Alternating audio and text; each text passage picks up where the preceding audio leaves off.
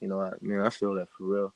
Right. Yeah. And at Yeah, this point, it's like, to the point where, I feel like that you at and that I'm at too. It's like, man, even during the day, it's so much, business minded with the music now. I'd rather be just sending out emails during the day. I'm not even thinking about cooking up all the time. I'm like, man, I'd just yeah, rather be, doing networking and marketing, whatever, I'm saying, the real business side of shit because word. we get good at music over time because that's what we put our real energy and put the hours into, and then you forget sometimes you have to be just not better as a hustler as you are as a creator. That's facts. That's facts. See, yeah, you don't understand the whole game. Honestly, like I would say that marketing, especially if you're trying to make music as an actual career, marketing is probably going to be like 80% of what you have to do, because Def. the thing is that the music comes to you naturally. You know, you could just write. You know, you come up with something in like 30 minutes, and then you're good to go. And then you got to figure out how to market it. How do get attention for your music and all that, and grow that fan base. So you know, marketing is. But I feel like a lot of people still haven't really gotten um, like a grasp of what exactly they're supposed to be doing in terms of getting going out there and getting people to listen to them without being spammy or Hmm. desperate. Like what advice would you give to artists who are just coming up and they're trying to figure out how to move forward? The main thing I would say is to just be innovative because the way it is now, there's not one set blueprint of what you got to do. If you're not signed to a major, there's no blueprint as to what you as an independent artist have to do or should do to market yourself, because you really have to have a good grasp on your demographic, the type of stuff that the people you're trying to reach like to see, being careful not to oversaturate, but to give enough to keep them entertained, and the way that social media and a lot of these new platforms are affecting the music game. These social media apps, they update every week or so. They change Yeah, sometimes in drastic ways. And so, like last year or 2 years ago, whenever it was, they introduced the video thing on Instagram and yeah, increased it from 15 to 60 seconds. That changed the whole game in a sense. You know what I'm saying? Like, right. and these type of things happen every year, pretty much in the game now, and you kind of just have to stay 1 to 2 steps ahead of it to be able to be innovative and create your own ways to market. So it's like, yeah, sponsor ads now. You have all these different things that you can try to do.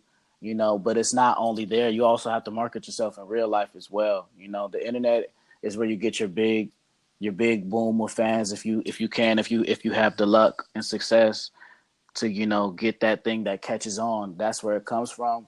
But it also helps, especially as a rapper, to have at least your hometown supporting you. People in real life that can vouch for you too. There's always going to be some value to that. So marketing is like, it's on so many different levels now that you just have to be innovative and create your own ways that represents your brand. If your brand is I'm a lazy guy and I just kick back and eat food and do whatever, that in your marketing reflects that could be successful for you.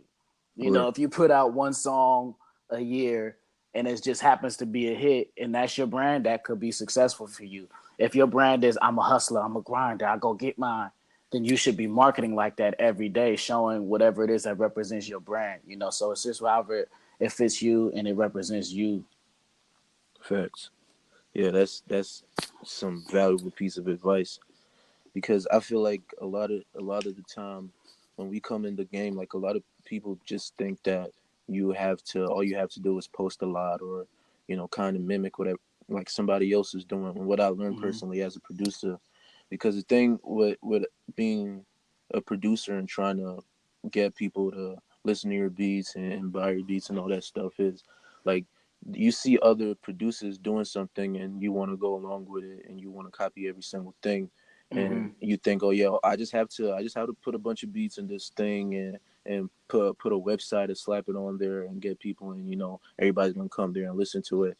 And then you realize that, oh shit, I actually have to market myself. I have to be somebody who's likable, and I have to know how to talk to people and stuff like Mm-hmm. that.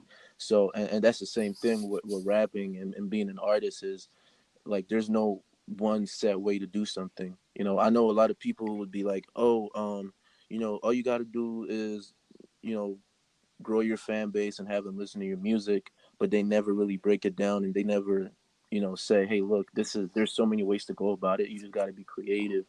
Right. And you know, it's really something you got to be dedicated to. You know, you can't be like 1 feet out the water type shit. You know, you got to be like, you know what, I want to make this music thing work, and you know, I'm focused on this.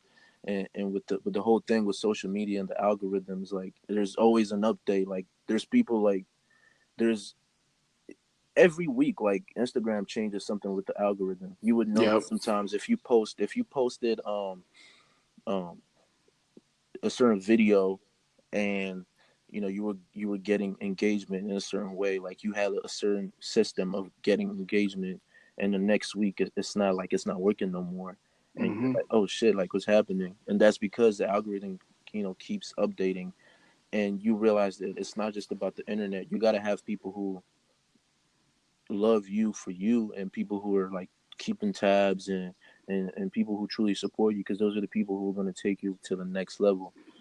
Yeah, Def. yeah, yeah. So that's pretty much everything but marketing. And about when you're talking about shows, like how do you get? I know you do a lot of shows. You do shows in your city. Do you travel out of your city to do shows?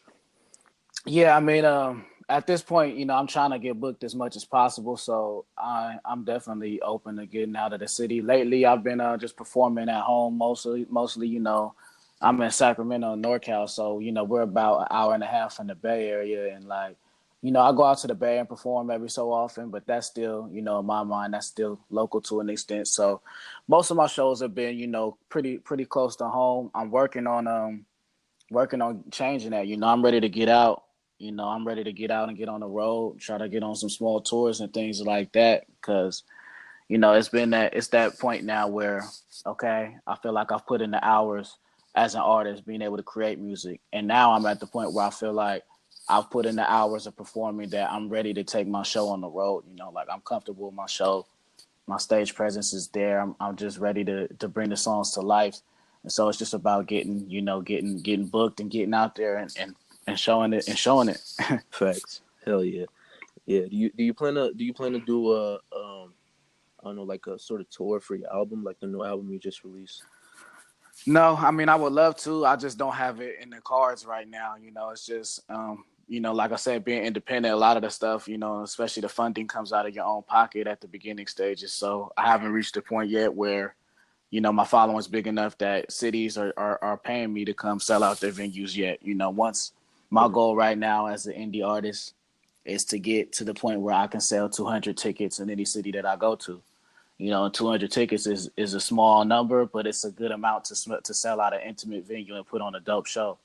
You That's know, and true. in my opinion, if you can put on a dope show in 10 different cities, then it can grow from there. You know, you can get Facts. if you can prove it in 10 different cities, then you can continue to expand from there. So